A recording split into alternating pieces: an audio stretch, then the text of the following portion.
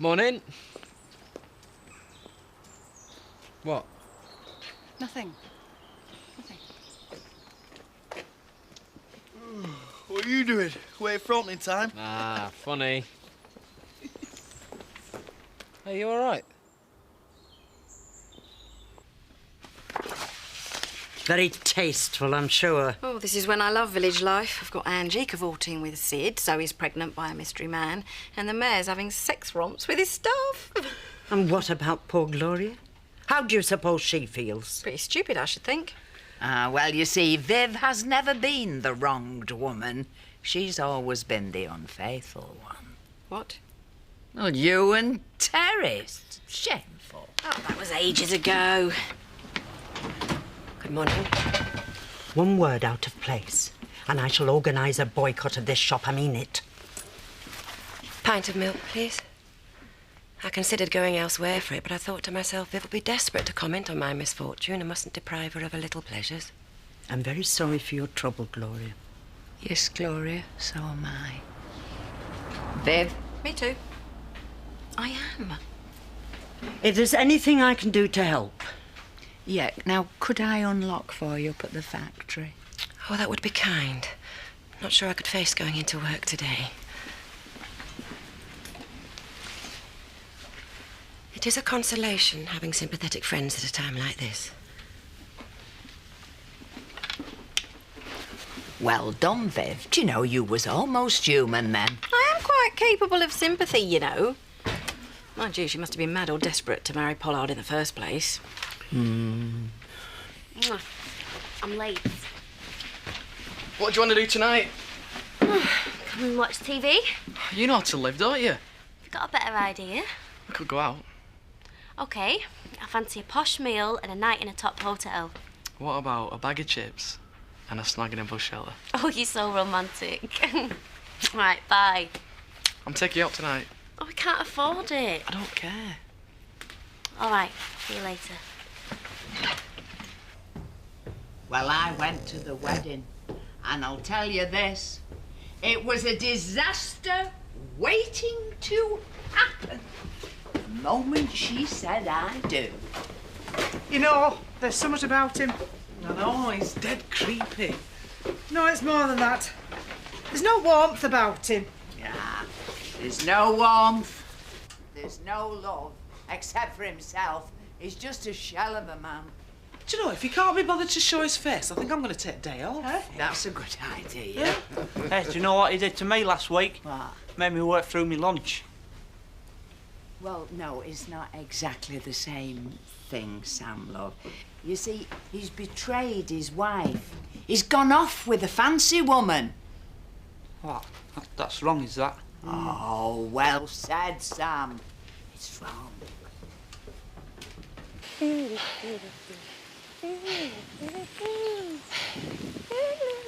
Angie!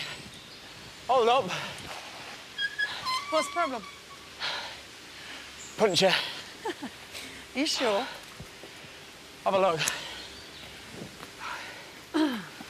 What exactly am I looking at? I'm looking at you. Oh. You ever made love outdoors? Yeah, there was a bit of a problem with ants. Ah, you just got the wrong spot. You haven't really got a puncher, have you? Into my ego. You know what I think?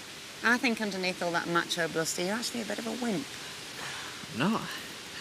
Just lazy. 3 words, Sid. On your bank.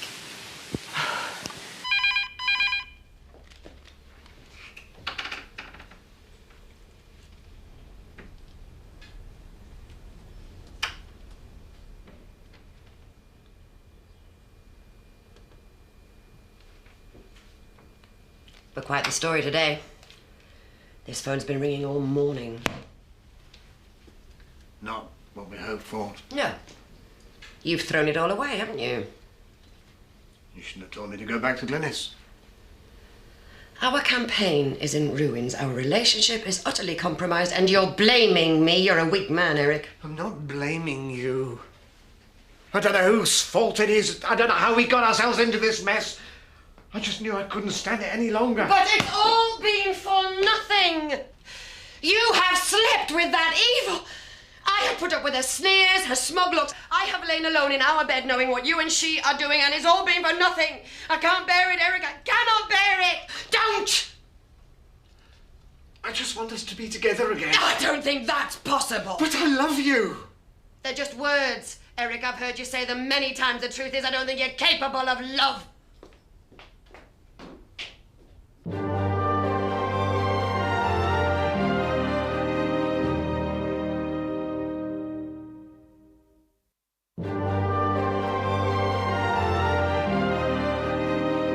You up for another ride tomorrow, then? Don't think so, no. No bikes, no running. You into canoeing? Okay, I don't do exercise. I just don't like sport. I'm not your rugged outdoors type. I think you've been wearing him out. I don't understand. So why have you been doing all this rugged outdoor type stuff with me, then? Just being friendly. You know, sometimes I get bored of outdoor stuff too. Some days it's just like a video and a takeaway. Oh, yeah, me too, yeah. My place tonight, then? Great. Yeah, but no running, no bikes. See you later. See ya. Hey, perhaps it's him. Don't be silly. Well, the finger of suspicion has to fall somewhere. Well, I think I know where it might fall. Who was spending a lot of time with Zoe when she was going doolally? Paddy Kirk? Considered him, ruled him out. He's besotted with Emily. And don't forget, they're just about to foster kids. No, I was thinking of Ashley. Friendly, fertile and available. Oh, interesting. Don't be ridiculous. Afternoon, Ashley. What can I get you? Oh, tea, please, Viv.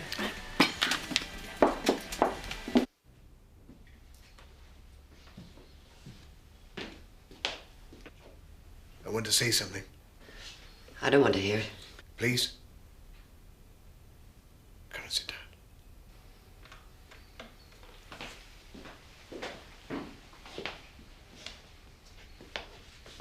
I've been made to feel very small today. I don't think I've been this low ever. Well, perhaps once. Some business deal had fallen through, had it? No.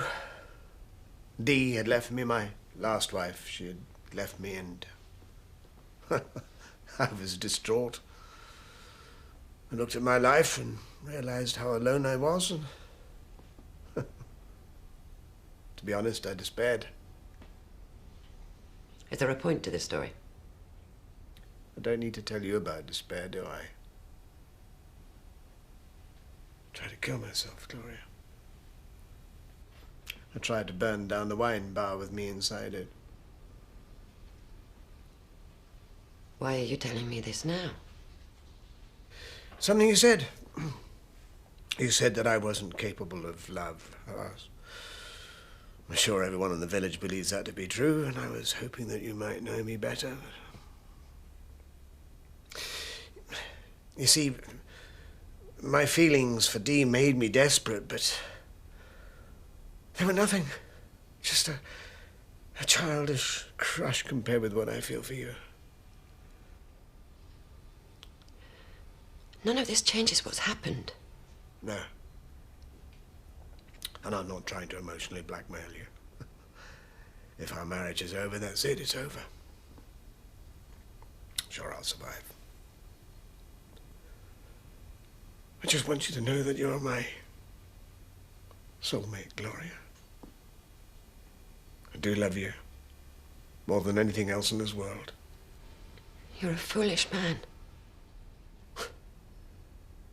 Glynis suggested that you were only with me for the sake of my political ambitions. If that's the case, I'll move my stuff out today. That's not the case. Sorry? I don't love you for your political ambitions. I loved you when you were just an antique dealer. Oh, don't try to be kind to me. I can't tolerate pity. That's why I've never told her this before. You've told me a lot, Eric. Stop talking now. Stop. Stop.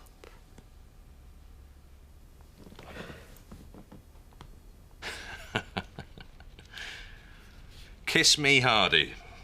Anti-landfill love rat Eric Pollard was revealed today to be enjoying illicit romps with campaign manager Glynis Hardy. Romps? No one ever says romps outside the papers. Semantic issues aside, this is excellent. What, you think he might stand down? Yeah, of course. And our friend Ledbetter is as good as elected. Hey, and the likes of Viv and Betty will have something new to gossip about. No, I don't care about that. Oh, are you sure? I mean, what about what you've said that Zoe should, I don't know, go and live in Scotland? No, the point is, right now, gossip doesn't bother me. What bothers me is thinking about Zoe walking around the village looking at every man she meets, wondering whether he's the one. Well, best not to think about it. I can't help thinking about it. Thinking about what I'll do when I find out who it is. She's keeping an eye on you, Vicar. Is she? She thinks you might be the father of Zoe Tate's baby. I'm sorry. What was that unpleasant expression? She said that you were friendly, fertile and available. Oh, disgusting. It sounds like an advert in a brothel. And she thought it was an interesting theory. I did not. Or even if I did. It was only because I was encouraging Viv to make a fool of herself. Ashley? That's the kind of malicious gossip that can ruin people's lives, mine and Zoe's. No, I didn't... And this is a woman who's in an appalling and painful situation. Oh, look, we didn't mean any harm by it. What a pathetic excuse that is! You were enjoying yourself at the expense of Zoe's unhappiness. Excuse me. What do you say to that? I think it was a little bit harsh. Yeah, it was, wasn't it? What do you think? Guilty conscience. Good. The war pack at 5:30 then. Thank you. Bye. Another journalist. Do you know, I don't think I shall miss the political life. No. Haven't you enjoyed the status? Perhaps. Those envious looks from your peers, or those people eager to please the mayor in the hope of gaining some influence? Not worth the grief. What you and I need is a holiday. Somewhere hot and luxurious. Then when we come back, the gossip will have died down and we can return to our ordinary existence. Oh, I'm not content with an ordinary existence. I've just arranged a press conference for this afternoon. What? You are the mayor, Eric. You need to show the people you are willing and able to remain in office. You don't lie down and roll over when you're in trouble. You stand up and fight. Must I? Maybe your campaign to be an MP is over, but you need to face the press with a smile and show them you're not beaten. With a smile? With a smile. Eric. So how come you're so bad at bowling then? I just had an off day. One of your bowls hit a fruit machine, Andy. I slipped. Yeah, it was very embarrassing. I noticed you pretending that you weren't with me. Anyway. Yeah. I guess I'd best be off. Well, come in if you want. You sure? Of course. Betty Eggleton. Always nice to see a local celebrity. Oh. But, do you know, I was wondering if you'd turn up. Now, listen, if there's any background information you want to know about Eric Pollard, just you come to me, Jeff. I'll bear that in mind. Well, Councillor. Jeff, how are you? This is a surprise. Well, I wouldn't miss this for the world. You've come to see Eric Pollard squirm, have you? Like the worm that he is, Oh. Excuse me. Time to begin. Well, let them have a few more drinks and sandwiches first. Soften them up a bit, eh? They've had their snacks. Now they want the main course. That's you. Oh.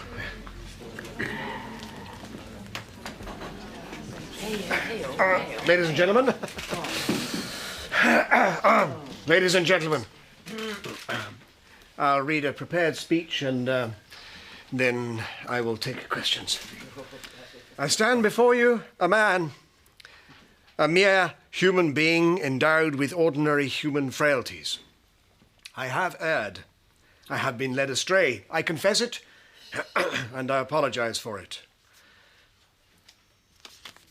And so it is that I have, with the utmost regret, decided to take the sad but honourable and indeed brave step of ending my campaign to represent this great constituency as your Member of Parliament. There's no brave about that. What do you mean, led astray? I would like to express my regret to my constituency and to my dear lady wife, Gloria, who has agreed to stand by me through this painful and difficult time. How do you feel about that, Gloria? I will, of course, remain as mayor and continue to serve my constituents to the best of my ability. Stand down! Hear, hear. I am now prepared to take questions. Mr. Pollard, do you think Hottenham District wants an unfaithful liar as its mayor?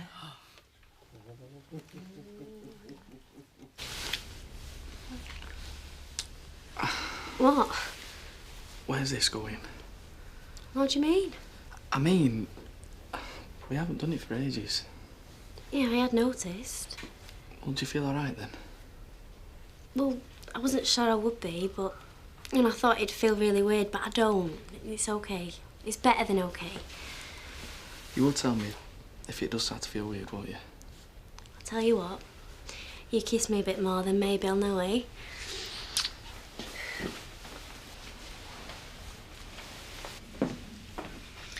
It's nice to have someone to talk to. How are you coping? Not very well. I find myself studying every man I meet, wondering if he's the father. Every time anyone says so much as good morning, I think it means something. I'm sorry. It's like being ill again. Reading meanings into what people are saying to me or into the way they look at me. You're not ill. That's entirely rational. I'm so sorry you're getting dragged into this. You don't know who the father is. It could be anyone, even me. I don't know who the father is. I have no idea who's done this to me. You have absolutely no memory of it, no sense at all of who it could be. Whoever it is, they have ruined my life. I understand. And I know you're not the father. Oh, I'm sorry. I'm struggling to come to terms with this myself. I can hardly imagine how you must feel. Well, I'll tell you how I feel. I want this thing out of my body. And I can't begin to get back to normal until that happens. I want my life back. What happens to the anti-landfill cause now? Are you letting your supporters down? Gloria, Mrs. Pollard. Mrs. Pollard, what do you have to say about these events? I have decided to forgive my husband. Oh, don't forgive him! Don't misunderstand me. I am no weak and feeble woman. I won't allow my feelings or needs to be trampled on. But I am a churchgoer. I believe in forgiveness. I also believe in the bond between Eric and myself. I believe it is strong enough to withstand what has happened. I spoke to Glynis Hardy. She says that this affair began on the night of your wedding. Oh, is that right? That is a lie. She also said that you're a 3 times a night man. And the bellboy at the hotel you were using said you're a lousy tipper. Yeah. Can you comment? Martin at home? We're on our own. I got enough for 3. Hope you've got a good appetite. Yeah, always hungry me. Hungry? Good. Now, just make one thing clear, though. I'm not doing any exercise tonight. None at all? Absolutely not. Oh, because I did have something in mind, but it's not outside. Well, you've not got an exercise bike, have you? No. Oh, then what?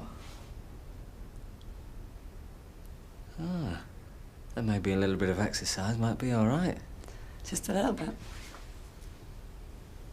I've got all the dates here, and I have a statement from the bellboy. I do not see the point in pursuing this line.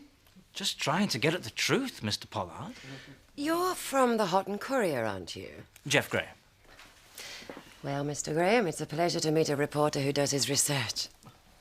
Have you also researched all the work Eric's done in opposing the landfill?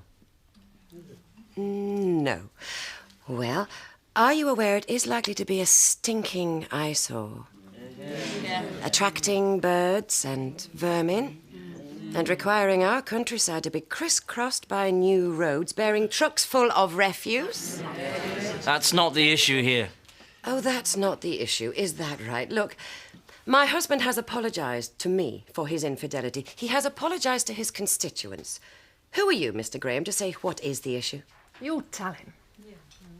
I represent my readers. And I represent all those women who have been wronged and silenced down the centuries.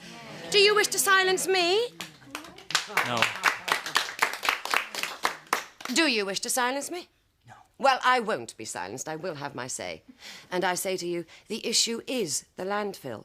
And it is far too important to be overshadowed by my husband's weakness or the cheap journalism that follows it.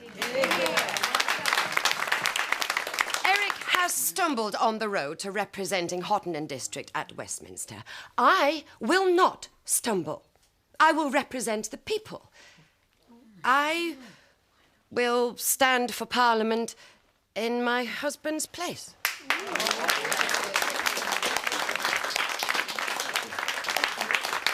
Come on, my dad will be home soon.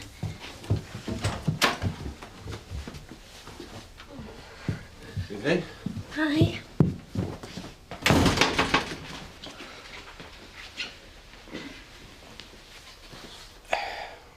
Was it good?